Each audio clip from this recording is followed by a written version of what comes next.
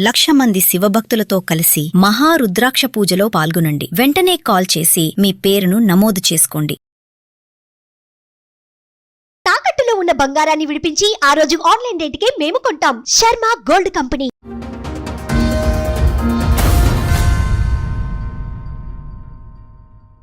ఏమంటే ఆమె వేరే మనిషి extra marital affair.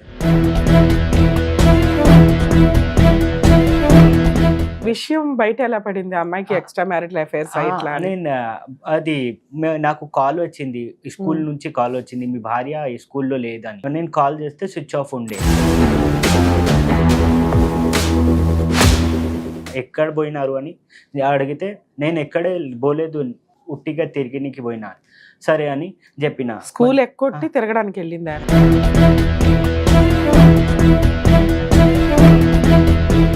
Boy friend అది ఉన్నారు కదా, నాకు కాల్ చేసి నువ్వు వదిలేసాయి, నేను పెళ్లి చేసుకుంటా. నాకే కాల్ చేసి చెప్తున్నారు.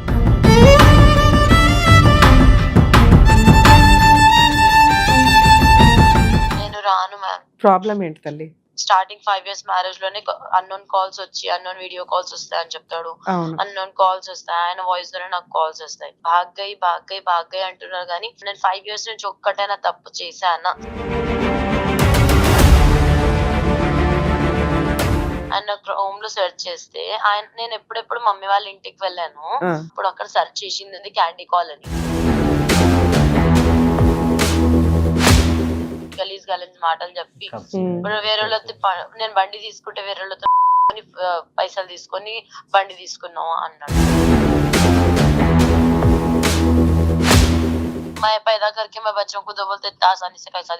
పిల్లల్ని ఇవ్వవు మరి, నువ్వే పెంచుకోవాలి. కాంపెన్సేషన్ ఎందుకు నీకు? అప్పుడు మెయింటెనెన్స్ ఎందుకు? అంటే అంత ఫ్రీగా వెళ్ళిపోతాడా మ్యామ్?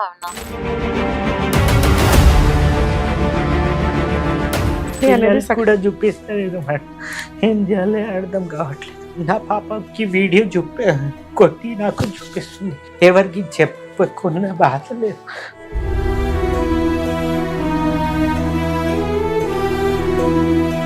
మీరు ఇప్పుడు డైవర్స్ కేసు నోటీస్ పంపించండి, డైవర్స్ కేసు ఫైల్ చేసుకోండి. ఆ అమ్మాయి బయటకు వచ్చి ఫైటింగ్ చేసే టైప్ కాదు. ఇలాంటి వాళ్ళకి మీలాంటి వాళ్ళు చెప్పాల్సిన బుద్ధి ఏంటో తెలుసా? ఆ ఫోటోలు అవి ఇవి చూసుకుంటూ రా అని బతులాడడం కాదు, లీగల్ దెబ్బ కొట్టాలి. లేడీస్ ఒక్కడే ఆడుకోవడం కాదు, జెంట్స్ కూడా కొన్ని సందర్భాల్లో ఇలాంటి జిడ్డు కేసులు రీజనబుల్ అమౌంట్కి రాకపోతే గట్టిగా వేసుకోవాలి.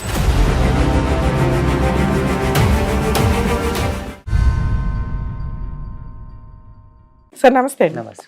ఎక్కడి నుంచి వచ్చారు? ఏంటి ప్రాబ్లం? జియాగూడ నుంచి వచ్చిన. మా భార్య వదిలేసి పోయింది మేడం, 1 year అవుతుంది. మ్యారేజ్ ఎప్పుడైంది సార్? 2019. 6 years 7 years. పిల్లలు ఉన్నారా? 2 పిల్లలు ఉన్నాయి. మీరేం చేస్తారు? మీ వైఫ్ ఏం చేస్తుంది? మా భార్య ఏం చేస్తలేదు, ఇప్పుడు హౌస్ వైఫే. వదిలేసి పోయిన ఒక 15 days ముందు ఒక టీచర్ జాబ్కి ట్రైనింగ్ పోయి అక్కడే జాబ్ చేస్తుండే. ఎవరెవరు ఉంటారు ఇంట్లో? నేను, నా భార్య, మా పిల్లలు, మమ్మీ పప్పా. పేరెంట్స్ కూడా ఉంటాను. అదే ఏమంటే ఆమె వేరే మనిషి ఎక్స్ట్రా మ్యారిటల్ అఫైర్ ఇంట్లోనే ఉంటది కదా, ఎలా పరిచయం అయ్యారు వేరే వాళ్ళు? ఫస్ట్ నుంచి 6th class నుంచే పరిచయం ఉంటానంట. నాకు తర్వాత పోయిన తర్వాత నాకు తెలిసింది, నేను కొద్దిగా ఎంక్వైరీ చేస్తే తెలిసింది. అక్కడే పోయిన తర్వాత నేను మా భార్య మంచిగా ఉండే, ఏమైందో ఏమో. అదే మేడం విషయం బయట ఎలా పడింది? అమ్మాయికి ఎక్స్ట్రా మ్యారిటల్ అఫైర్స్ ఇట్లా అది నాకు కాల్ వచ్చింది, స్కూల్ నుంచి కాల్ వచ్చింది, మీ భార్య ఈ స్కూల్లో లేదని. నేను కాల్ చేస్తే స్విచ్ ఆఫ్ ఉండే. మళ్ళీ సరే వస్తుంది అని వదిలేసిన. ఫోన్ చేశారా? మా మమ్మీకి ఫోన్ చేస్తే మమ్మీ కూడా చెప్పింది లేదు అని చెప్పింది. మళ్ళీ కొద్దిగా తర్వాత ఆన్ అయితే నేను ఎక్కడ పోయినారు అని అడిగితే నేను ఎక్కడే పోలేదు, తిరిగినికి పోయినా, ఉట్టిగా తిరిగినికి పోయినా. సరే అని చెప్పిన. స్కూల్ ఎక్కొట్టి తిరగడానికి వెళ్ళిందా? పిల్లలు నా దగ్గరే నా దగ్గరే ఉండే. మళ్ళీ సరే అని వచ్చింది. ఆ రోజు ఇంటికి వచ్చింది? రాలేదు, వాళ్ళ అమ్మ వాళ్ళ ఇంటికి మమ్మీకి వెళ్ళిపోయింది. మరి నేనన్నా ఎందుకు పోయినారు నాకు చెప్పి పోతే నేను కూడా వచ్చింది కదా, నేను అదిలో హాలిడేలో ఉందా. సరే నేను కూడా వస్తున్నా కదా లే నేనే ఉట్టిగా పోయినా. సరే నీ మమ్మీకి కాల్ చేసిన కదా, మమ్మీ దగ్గరే పోయింది అని నాకు కొద్దిగా డౌట్ అయింది. నేను మళ్ళీ స్కూల్కి పోయినా. స్కూల్కి పోయి కనుక్కున్నా, వాచ్మెన్ ఉంటే కదా, వాచ్మెన్ చెప్పినారు వేరే మనిషితోటి పోయినారు అని చెప్పినారు. సరే అని నేను ఆమెకి కాల్ చేసి మీరు అట్లా పోయినారని చెప్తున్నారు అది వాచ్మెన్ అంటే, నేను పోలేదు 3-4 దినాలు అట్లనే చెప్పింది. మీ అత్త వాళ్ళ ఇంట్లో ఉంటుందా ఉండదా? అక్కడే సరే మీ అత్త వాళ్ళ దగ్గరికి వెళ్ళొచ్చు కదా నువ్వు. నేను పోయి మస్తు సార్ మాట్లాడినా. ఏమంటారు వాళ్ళు? ఏమంటారు? ఆమె మమ్మీ ఆమెకే సపోర్ట్ చేస్తుంది. ఏమని సపోర్ట్ చేస్తుంది? అల్లుడు మంచోడు కదా, శాలరీ ఇవ్వడా, ఇంట్లో సరుకులు తేడా, తిండి పెట్టడా, తాగొస్తాడా, అక్రమ సంబంధాలు ఉన్నాయా? ఇవేమీ లేవు అల్లుడికి. ఫస్ట్ ఏమంటే ఈమెకి ఎక్స్ట్రా మ్యారిటల్ ఫోన్ ఉండే కదా బిఫోర్ మ్యారేజ్, అది కంటిన్యూ అవుతుంది. నాకు తెలియదు అది మ్యారేజ్. మీకు తెలియకపోతే వాళ్ళ పేరెంట్స్ కి అయితే తెలుసు కదా. 4 గడ్డి పెట్టి పంపించాలి అమ్మాయిని. కేసు పెట్టినారంట అతని మీద, రేప్ కేసు పెట్టినారట. నేను అదే విత్డ్రా చేసినకి పోయినారని తర్వాత చెప్తుంది, నేను చూసిన తర్వాత చెప్తుంది. ఇలాంటి ఒక కేసు ఉందని బిఫోర్ మ్యారేజ్ మీకు తెలుసా? తెలియదు. తర్వాత నాకు మ్యారేజ్ అయిన ఎంత కాలానికి తెలిసింది ఇలాంటి ఒక కేసు ఉంది? క్లోజ్ చేసి మ్యారేజ్ ముందు అది టిక్ టాక్ ఉండే కదా మేడం, టిక్ టాక్ యాక్ట్ లో ఆమె వీడియో పెట్టినారు. వీడియో పెడితే నేను అడిగిన ఏమైంది అంటే, నాకు తెలియదు అది ఇది చెప్పేసి చెప్పేది. నేను పెళ్లి చేసుకోను, నాకు వద్దు పెళ్లి అంటే. సో మీకు బిఫోర్ మ్యారేజ్ డౌట్ వచ్చింది ఆవిడ టిక్ టాక్ వీడియోలు చూస్తే, ఇలాంటి ఒక వీడియో పెట్టింది, ఎవరో మోసం చేశాడు, లీగల్ గా ఎలా వెళ్ళాను అట్లా. అదైతే నేను పెళ్లి చేసుకోను అది ఇది చెప్తే, నేను చచ్చిపోతాను పెళ్లి చేయకపోతే నేను చచ్చిపోతాను. ఎదురు మీ మీద ఒక కేసు పెడతారు ఇప్పుడు కొత్తగా. వాళ్ళు అలాగే బెదిరిస్తారులేండి ఒకవేళ చేసుకోను. ఫస్టే చెప్పింది మ్యారేజ్ ముందే, నేను చచ్చిపోతా, మీరు పెళ్లి చేసుకోకపోతే నేను చచ్చిపోతాను. నేను సరే ఇత బోల్రేనా ఇట్లా చెప్తుంది కదా అని నేను వదిలేసి మ్యారేజ్ చేసుకుంటా. మ్యారేజ్ కాదు, అదే ఆమె ఫోన్ మీద 8 నాది నంబర్ ఆమెకి ఇచ్చిందా, ఆమె మెసేజ్ వస్తుంది, నేను పెళ్లి చేసుకోను, మీరు పెళ్లి చేసుకున్న తర్వాత కూడా నేను పారిపోతా అది ఇది. నేను అడిగితే నేను చేయలేదు. సో ఫోన్ లో ఎక్సైజ్ చేసుకున్నారు 4 నెంబర్స్. సో ఆవిడకి ఇట్లాంటి మెసేజ్ అయితే ఎట్లా వస్తావు? మళ్ళీ నంబర్ చేంజ్ చేసిన, నంబర్ చేంజ్ చేస్తే కూడా అట్లనే వచ్చింది. నా నంబర్ నుంచి ఆమెకి, ఆమె నంబర్ నుంచి నాకే అట్లా వచ్చి ఉండే. సరే ఇలా ఒక 5 ఏళ్ళు అయితే కాపురం చేస్తుంది. అలాంటి చెత్త ఏదన్నా ఉన్నా క్లియర్ అయిపోద్ది. 2 పిల్లల్ని కనింది మీతో. సడన్ గా మళ్ళీ వెళ్ళిపోవడానికి రీజన్ ఏంటి? 1 ఇయర్ బ్యాక్ ఆమె తెలియదు మేడం. ఆమె అంటే ఆ అబ్బాయే పరిచయం అయ్యాడా, ఇంకెవరన్నా కొత్త వాళ్ళ? ఆమెనే. అదే సమస్త. ఇప్పుడు 1 ఇయర్ అయిపోతుంది. పిల్లలు ఎవరి దగ్గర ఉన్నారు? ఆమె దగ్గరే ఉంది. పిల్లలు ఎప్పుడు వెళ్ళారు మళ్ళీ వెనక్కి? అప్పుడే వదిలేసి మమ్మీ చిన్న ఉండే కదా, 4 ఇయర్స్ బోర్ని అప్పుడు 4 ఇయర్స్ ఒక 2.5 ఉండే. ఇప్పుడు 2 పిల్లలు, మీ వైఫ్, మీ అత్తగారి ఇంట్లో ఉంది. ఏమన్నా పెద్ద మనుషులు పంచాయతీలు ఏమన్నా జరిగినాయా? మస్తు సార్. నేను పోయి కనుక్కున్నా. సరే మా మమ్మీ పోయింది, మా తరపున పోయినారు. మళ్ళీ ఆమె ఈ 1 ఇయర్ లో ఎన్నిసార్లు వెళ్ళుంటారు? ఒక 10 సార్లు 5 సార్లు 10 సార్లు పోయినారు. 10 సార్లు దాటినే పోయినాము. మళ్ళీ వచ్చేసాయి, ఏం నీది నాది. వాళ్ళు ఏం చెప్తున్నారు మీ మీద? అబ్బాయి ఎలాంటోడు అందుకే వచ్చేసిందని మీ మీద ఏదో చేస్తుండే కదా. ఫోన్ వస్తుంది కదా, ఫోన్ నువ్వు అనుమానిస్తున్నావు అనేది వాళ్ళ నా దగ్గర మెసేజ్ కూడా ఉంది. ఫస్ట్ నుంచే ఉండే టిక్ టాక్ పెట్టినారు. అదే మొత్తం ఉంది. ఏమంటే నేను ఆమెకి స్క్రీన్ షాట్ పెట్టి పంపిస్తుండే, అది నాకు సేవ్ అయిపోయింది గ్యాలరీలో మొత్తం. సో మీరు అవి అడుగుతున్నారు, అనుమానిస్తున్నాడు మా అమ్మాయిని అని చెప్పి వాళ్ళు చెప్తున్నారు. సరే ఇక నుంచి అనుమానించను, ఈ ఫోన్లు ఇలా మెసేజ్లు లేకుండా. బాయ్ ఫ్రెండ్ అది ఉన్నారు కదా, నాకు కాల్ చేసి నువ్వు వదిలేసాయి, నేను పెళ్లి చేసుకుంటా, నాకే కాల్ చేసి చెప్తున్నారు. మరి ఆ విషయం అడిగితే ఏమంటారు వాళ్ళు? నేను చెప్పలేదు, నువ్వు మాట్లాడు, నాకు తెలియదు. వాడి మీద కేసు వేసుకుంటే వేసుకో, నాకు సంబంధం లేదు. కేసు వేసుకోమంటుంది, మళ్ళీ తిరుగుతుంది, మొత్తం చేస్తుంది. అది నాకు సమజ్ అవుతలేదు మేడం. లాస్ట్ గా ఎంతకాలం అయింది సార్ పంచాయతీకి వెళ్ళి? ఒక 1 మంత్ 2 మంత్స్? 2 months before. పిల్లలకి చూసుకోవడానికి వెళ్తున్నారా మీరు? పిల్లల్ని చూడడానికి నేను నాకు తీసుకొని వస్తున్నా మేడం. నేను తీసుకొని వస్తే మళ్ళీ బోను, నేను మమ్మీ దగ్గర బోనని పెద్ద పాప చిన్న పాప అట్లానే చెప్తుంది. ఉన్నారా మీ దగ్గర? తీసుకువెళ్ళారా? తీసుకుపోయినారు. మమ్మీ పాప 2 కావాలి నాకు, పిల్లలు కదా పాపం, నాకు 2 కూడా కావాలని చెప్తుంది. ఇప్పుడు మీ వైఫ్ ఎక్స్ట్రా మ్యారిటల్ అఫైర్స్ ఉన్నాయని మీరు నమ్ముతున్నారా, నమ్మట్లేదా? ఉన్నాయి మేడం. అయినా మీరు తెచ్చుకుందాం అనుకుంటున్నారా? వస్తే నాకు పాపలు ఉన్నారు కదా నేను తీసుకుంటా అని. ఒకవేళ ఇట్లా వచ్చింది నైట్ టైం ఫోన్లు మాట్లాడుతున్నా మీరు భరిస్తారా? అట్లా కూడా చెప్తుంది. నేను వస్తే ఆమెతో కూడా వస్తా, మీ దగ్గర కూడా ఉంటా అట్లా అని చెప్తుంది. అబ్బా, ఫోన్ చెప్తే మరి అలాంటి అమ్మాయి కావాలనుకుంటున్నారా మీరు? అట్లా కాదు, పాపలు మారితే కావాలి, అమ్మాయి బిహేవియర్ మారితే కావాలి, మారకపోతే వద్దా? వద్దు వద్దు. పిల్లలు మరి నేను పెద్ద పాపకి నేను తీసుకుని పెంచేస్తా మేడం. సరే, ఇదే పంచాయతీ పెద్ద మనుషులతో మాట్లాడొచ్చు కదా, ఇక్కడికి ఎందుకు వచ్చారు? ఆమె తరపున ఒక్క మనిషి కూడా రావట్లేదు. మస్తు సార్ మాట్లాడిన, మాతోటి పోయినారు, రామని బత్లి మారాను, ఏం వస్తలేదు. మస్తు సార్ తిరిగిన. మీరేం పని చేస్తున్నారు సార్? ఇప్పుడు నేను 1 year నుంచి ఏం చేస్తలేదు. డిప్రెషన్లోకి వెళ్ళిపోయారు. డిప్రెషన్ 1 year నుంచి ఆమె పోయిన తర్వాత ఏం చేస్తలేదు. ఇప్పుడే మా ఫ్రెండ్ ఆటో తీసుకొని నువ్వు నడుపు అని పెట్టి పోయినారు, అది నడుపుతున్నా ఇప్పుడు. ఉండేది ఏంటి, ఓన్ హౌసా మీ అమ్మ వాళ్ళదా?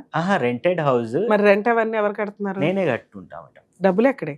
పని చేయట్లేదు. సేవ్స్ ఉన్నాయి కదా, సేవింగ్ ఉన్నాయి కదా, అదే. ఇక్కడికి ఎందుకు వచ్చారు సార్?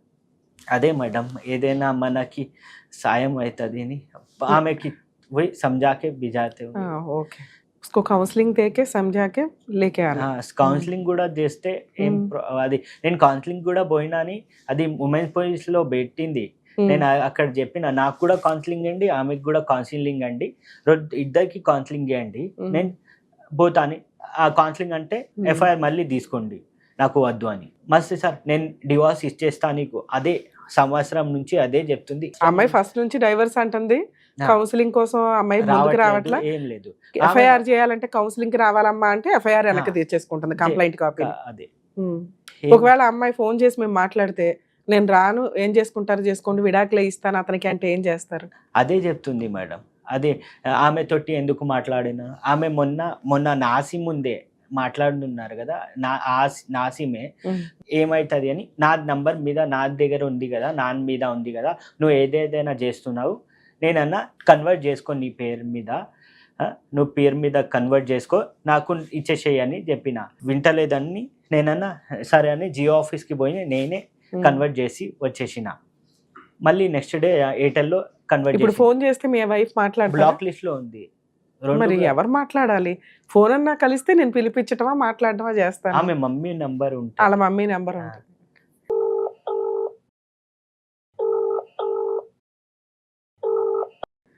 హలో, అఖిల గారమ్మా మాట్లాడేది? చెప్పండి. అడ్వకేట్ రమ్య అని మాట్లాడుతున్నానమ్మా, సుమన్ టీవీ నుంచి న్యాయవేదిక ప్రోగ్రాము. మీ హస్బెండ్ సూరజ్ వచ్చారు తల్లి ఇక్కడికి, నా భార్య కావాలండి, పిల్లలు కావాలి, కాస్త కౌన్సిలింగ్ ఇచ్చి మా ఇద్దరిని కలపండి అని. నేను రాను మ్యామ్. ప్రాబ్లం ఏంటి తల్లి అసలు, ఏంటి? నీకు ఏమైనా కండిషన్స్ ఉంటే నేను మాట్లాడి ఆయన చేత స్ట్రాంగ్ గా ఏమైనా లీగల్ గా రాయిస్తాను. కండిషన్స్ కాదు, ఆల్రెడీ మాకు అంటే స్టార్టింగ్ 5 years మ్యారేజ్ లోనే అన్నోన్ కాల్స్ వచ్చి, అన్నోన్ వీడియో కాల్స్ వస్తాయని చెప్తాడు, అన్నోన్ కాల్స్ వస్తాయి, ఆయన వాయిస్ ద్వారా నాకు కాల్స్ వస్తాయి. ఇప్పుడు నేను వెళ్ళిపోతే భాగ్గయ్ అంటున్నారు కానీ ఇప్పుడు ఏమన్నా చేయొచ్చు మ్యామ్. నేను 5 years నుంచి ఒక్కటైనా తప్పు చేశానా అని అది ఒక డౌటే, కానీ యాక్చువల్ గా ఇప్పుడు ఆయన ఏమంటారు మేడం, డౌట్ కాదు. యాక్చువల్ గా అది ఒక పని మీద వెళ్తే దానికి ఒక బ్యాడ్ నేమ్ చెప్పిన తర్వాత నేను రాను అని ఫిక్స్ అయిపోయినా. దాని తర్వాత నేను ఏమైనా తప్పులు చేయొచ్చు, కానీ నేను 5 years లో ఏదైనా ఒక తప్పు చేశానా? నువ్వు నిజంగా తప్పు చేసి, ఒక నిమిషం, ఆయన అదే అంటున్నాడు, ఆ అమ్మాయి ఏ తప్పు చేయలేదండి, కాకపోతే అంతకుముందు ఒక కేసు ఉంది, అది విత్డ్రా చేసుకున్నారు, అది ఆ ప్రాసెస్ మీద తిరుగుతుంది. నిజంగా నాకు అనుమానమే ఉంటే ఆ అమ్మాయిని రమ్మని నేను అడగను కదా మేడం, నాకైతే అంత అనుమానం లేదు. చిన్న ఫోన్స్, మెసేజ్లు, ఇంకేదన్నా ఆప్షన్ చెప్పు. ఆయన క్రోమ్ లో సెర్చ్ చేశాను, ఆయన క్రోమ్ లో సెర్చ్ చేస్తే నేను ఎప్పుడెప్పుడు మమ్మీ వాళ్ళ ఇంటికి వెళ్ళాను. నేను 5 years లో నాకు అది అర్థం కాలేదు. అంటే నాకు కాల్స్ వస్తే కూడా నాకు పెట్టుకుంటుండ్రు వీళ్ళు. నేను వాళ్ళ మీద నేనంటే నేను లక్కీ పర్సన్ ని, నాకు కాల్స్ వచ్చినా నాకు ఇంత మంచి హస్బెండ్ వచ్చి పెట్టుకుంటున్నాడు. ఆయన ఫోన్ లో ఆయన వాయిస్ నాకు వచ్చినా పెట్టుకుంటుండు, ఎంత మంచోళ్ళని అనుకున్నా. అట్ లాస్ట్ ఆ రోజు నేను ఆయన క్రోమ్ చూస్తే దాంట్లో నేను ఎప్పుడెప్పుడు మా మమ్మీ వాళ్ళ ఇంటికి వెళ్ళినా అప్పుడు అక్కడ సెర్చ్ చేసింది క్యాండీ కాల్ అని క్రోమ్ లో. ఆయన ఏమంటుండు, తూ ఇచ్చుకరి నువ్వే చేసావంట. ఆయన క్రోమ్ లో నేను ఎందుకు చేస్తా మేడం? సరే తల్లి, అట్లా అనిపించినా కూడా ఆయన ఇప్పటికి 1 year లో 10 times 12 times నీ దగ్గరకు వచ్చాడు, నా భార్య కావాలి అని. నువ్వు తప్పు చేస్తే అతను అడగడు కదమ్మా. కొట్టిండు మేడం ఆయన నాకు. ఏమయ్యా, కొట్టావా మీ వైఫ్ ని? కాదు నాన్న, ఇంకేదైనా తర్వాత ఆప్షన్ ఉంటే వచ్చి- చెప్పు. ఇద్దరు పిల్లలు తర్వాత ఉన్నారు. వచ్చి ఆప్షన్ లేదు మ్యామ్, సారీ. తర్వాత వచ్చి కూడా ఆయన ఎన్నిసార్లు వచ్చి రాలేనని చెప్పలే కదా నేను, కానీ ప్రతి దానికి కొట్టి, దాని తర్వాత కూడా రోడ్ మీద వచ్చి గలీజ్ మాటలు చెప్పి, ఇప్పుడు వేరే వాళ్ళతో నేను బండి తీసుకుంటే వేరే వాళ్ళతో పైసలు తీసుకొని బండి తీసుకున్నావు అన్నాడు. కాదు తల్లి, ఇద్దరు పిల్లలు ఉన్నారు కదా, వాళ్ళ ఫ్యూచర్ కోసం నేను ఆలోచించమ్మా. ఉండను మ్యామ్, నేను చూసుకుంటా, పర్వాలేదు, నేను చూసుకుంటా. ఏం వర్క్ చేస్తున్నారు మీరు? ఇద్దరిని పోషించుకోగలవా? టీచర్ జాబ్ గా చేస్తున్నా, ఎట్లన్నా స్టడీస్ చేస్తున్నాం, ఏదన్నా చేసుకుంటాను, పర్వాలేదు అని నేను చూసుకుంటా. నేను జస్ట్ ఏమన్నా పిల్లలకి డివోర్స్ తీసుకుంటా అని కూడా ఫిక్స్ అయిపోయినా మేడం. దాని తర్వాత కూడా ఆయన ఏమంటుండు, పిల్లలకి ఏం పెడతా అంటే 50,000 పెడతా అంట. మరి పిల్లలు ఆయనకి ఇచ్చేసి ఆయన చూసుకుంటాడు. మరి నువ్వు రానంటే అట్లా పిల్లల కోసం అన్నా బతుకుతాడుగా. ఇద్దరు పిల్లల్ని ఇచ్చేస్తావా? నేను మా पैदा करके मैं बच्चों को दो बोलते आसानी से कैसा देती मैडम. పిల్లల్ని కాదు, పిల్లల్ని ఇవ్వవు, మరి నువ్వే పెంచుకోవాలి. కాంపెన్సేషన్ ఎందుకు నీకు అప్పుడు? మెయింటెనెన్స్ ఎందుకు? అతనికి ఇప్పుడు కొత్తగా ఇంకో అమ్మాయి ఎక్కడ వస్తుంది తల్లి? అంటే అంత ఫ్రీగా వెళ్ళిపోతాడా అరే ఇస్తే కాదు తల్లి, మీకు ఆయన నిన్నేమో వద్దనట్లా. వస్తే భార్య పిల్లలు ఇద్దరు కావాలి, ముగ్గురు కావాలి బాబు నాకని ఏడుస్తున్నాడు ఆయన. నువ్వు వచ్చి నేను రాను అంటున్నావు. అప్పుడు ఆయన పిల్లల్ని ఆయనకి ఇచ్చేసాయి, లేదా నువ్వు పెంచుకో. ఈ రెండిట్లో ఎక్కడ ఒకటి. కాంపెన్సేషన్ ఎట్లా అడుగుతావు? డిప్రెషన్ లో మొత్తం అంతా 5 years లో చూసినంత నేను ఇక్కడ చూడలే మ్యామ్.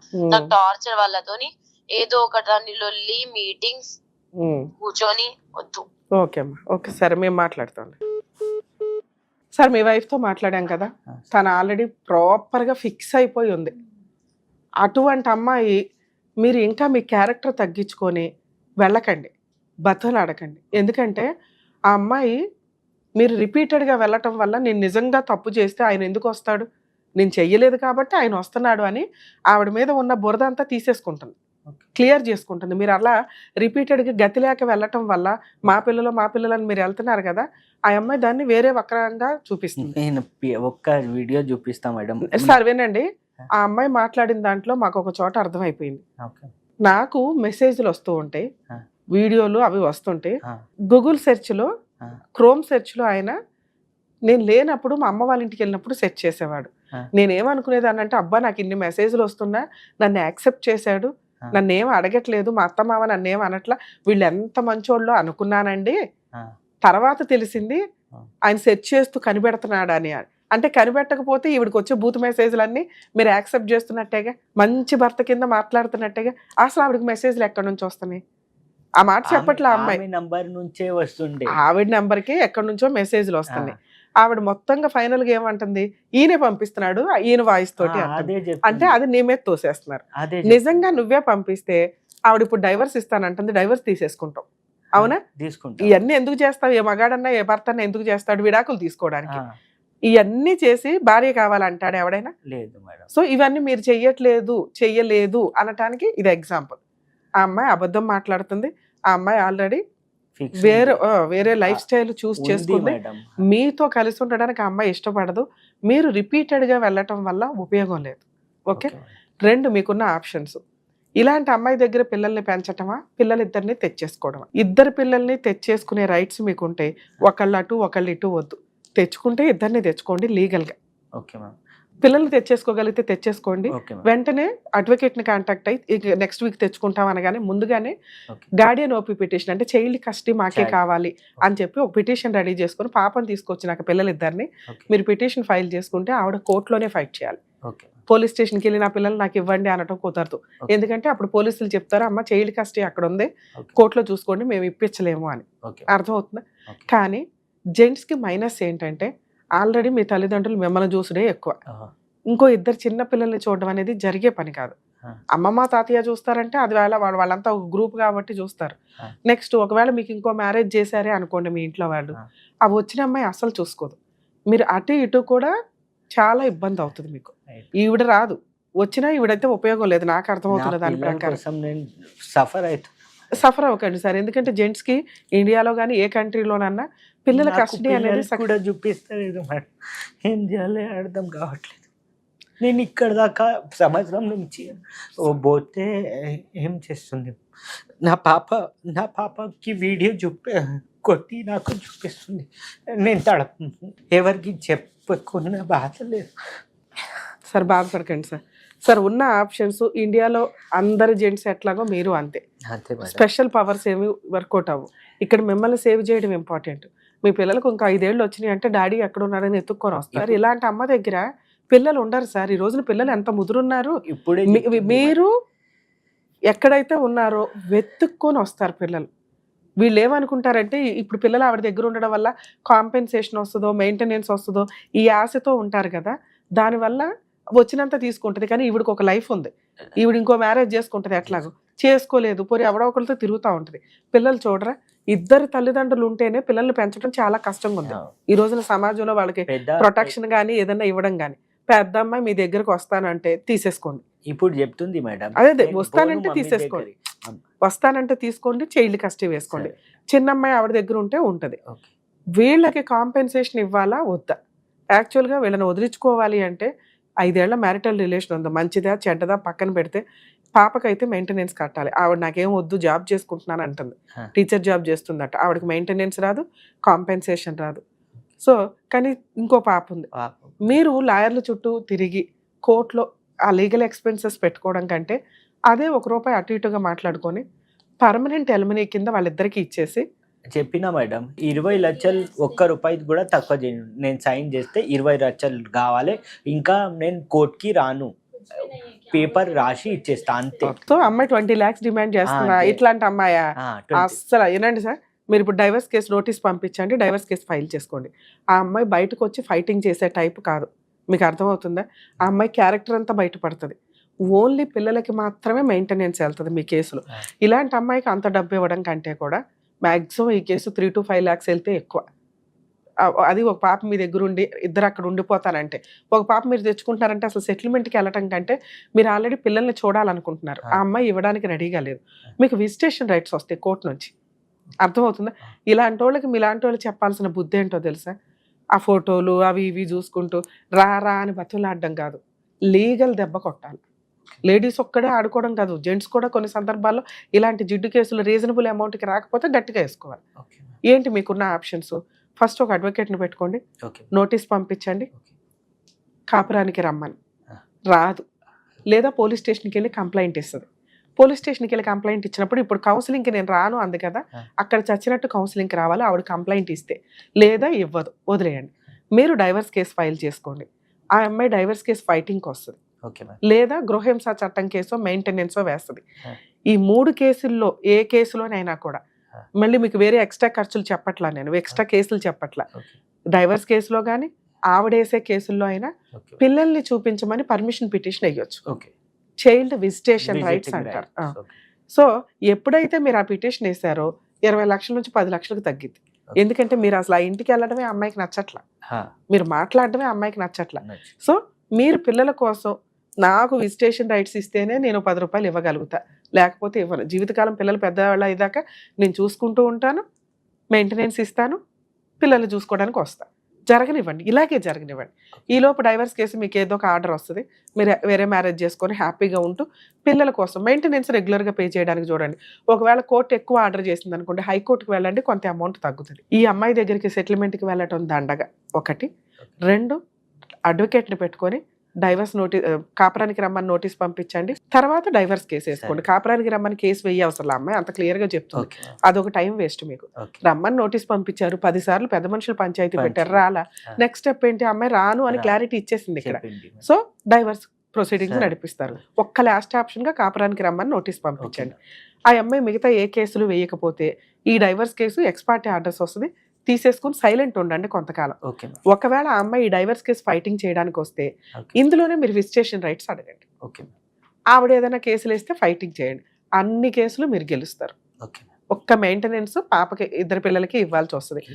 పెద్ద పిల్ల కూడా వచ్చేస్తాను అంటే పాప పోలీస్ స్టేషన్కి వెళ్ళి అమ్మాయికి చెప్పించండి, ఆ అమ్మాయి చేత పిల్ల నా దగ్గరే ఉంటానంటుందండి, అక్కడికి వెళ్ళని అంటుంది. మరి అట్లాంటప్పుడు ఫోర్స్ఫుల్గా ఈడ్చుకొని వెళ్ళి పెట్టడం ఉండదు.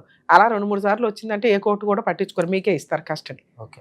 సో వస్తే పాప కస్టడీ తీసుకోండి, లేదా 2 పిల్లలు అక్కడే పెరుగుతారు, మీరు విజిటేషన్ రైట్స్ తీసుకుంటూ మెయింటెనెన్స్ కడతారు. డైవర్స్ కేసు మీరు గెలుస్తారు. అట్లాగో మిగతా కేసులు వేసినా మీరు ఫైట్ చేయండి సార్. 20 lakhs ఇవ్వడం కంటే ఫైటింగ్ చేసి గెలవడం బెటర్. ఇది బెటర్. ఎందుకంటే 1 year వెయిట్ చేశారు కదా, ఇంకో 2-3 years మీది కాదనుకున్నారంటే అన్ని ప్రాపర్గా వెళ్తాయి. పైగా ఈ అమ్మాయి అంతకాలం ఫైట్ చేసే టైపు కాదు. సరేనా? మీరు ఎమోషన్ అవ్వకండి సార్. ఎందుకంటే పిల్లల్ని తండ్రికి ఇవ్వడం అనేది మన ఇండియాలో కుదరట్ల. కొంచెం ఏమైనా చేంజెస్ వస్తాయేమో ఫ్యూచర్లో. మీకు విజిటేషన్ రైట్స్ అయితే ఉంటే రేర్ కేసుల్లో కస్టడీ మీకు ఇస్తారు. కానీ మీ కేసులో కస్టడీ మీకు ఇస్తే మీకు లైఫ్ ఉంది. మీ పేరెంట్స్ ఆ సీనియర్ సిటిజన్స్. పిల్లలు పెద్దోళ్ళు అయినాక మిమ్మల్ని ఎత్తుక్కొని వస్తారు సార్. కంగారే పడవద్దు మీరు. సరేనా? All the best. జాస్ చూసారు కదండి, చాలా కేసుల్లో నిజంగా పిల్లలంటే తండ్రులకి ఇష్టం లేకుండా ఏముండదు, కానీ లీగాలిటీలో చాలా సఫర్ అవ్వాల్సి వస్తుంది. కాబట్టి కస్టడీ కోసం వేసుకున్నా కూడా చాలా సందర్భాల్లో వర్కౌట్ అవ్వదు. ఎందుకంటే పేరెంట్స్ సీనియర్ సిటిజన్స్ ఉంటారు, వాళ్ళు చూడడం కష్టం. అలాగే వీళ్ళకి వేరే మ్యారేజ్ అయితే వచ్చే స్టెప్ మదర్ ఎవరైతే ఉంటారో వాళ్ళు పిల్లల్ని సరిగ్గా చూడరన్న ఒక పద్ధతి అయితే మనకు ఆల్రెడీ తెలిసిన విషయమే. సో ఇక్కడ ఒక ఏజ్ దాటినాక ఈ రోజున తల్లి కరెక్ట్గా లేకపోతే తండ్రి ఎక్కడున్నా ఎత్తుక్కొని వస్తారు పిల్లలు. అలాగే పిల్లలకి మెయింటెనెన్స్ ఇవ్వడం అనేది మన బాధ్యత.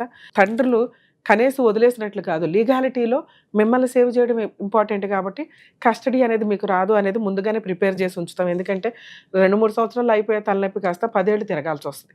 సో ఒకసారి ఇట్లా మీరు ఒక డెసిషన్ తీసుకున్నాక ఒక ఎక్స్ట్రా మ్యారిటల్ అఫైర్స్ అని కనిపెట్టి మళ్ళీ అమ్మాయి కావాలని 100 సార్లు తిరగడం వల్ల నిజంగా ఎక్స్ట్రా మ్యారిటల్ అఫైర్స్ ఉంచుకొని ఆల్రెడీ ఒక కేసు వేసింది, రేప్ కేసు అని ఒక లవర్ మీద.